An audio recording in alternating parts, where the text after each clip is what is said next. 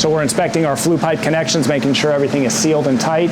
Be proactive. That's the message from Barry Warwick of Estes Heating and Air. Top of the list, proper maintenance of your heating system with seasonal checks. And Channel 2 consumer advisor Clark Howard says that could save you money. Your system may be running really inefficiently, so you're paying big money for that energy to come into your house, but getting not the benefit you should.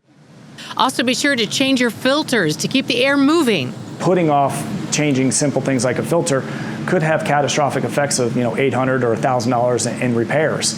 To help cut costs, Clark also recommends a thermostat that you can program. Every degree you turn your thermostat down, it has a bigger and bigger impact on what that heating bill will be. We ask that for the best efficiency out of your home, you touch your thermostat less or only move your temperature about 2 degrees when you're not home to when you are home.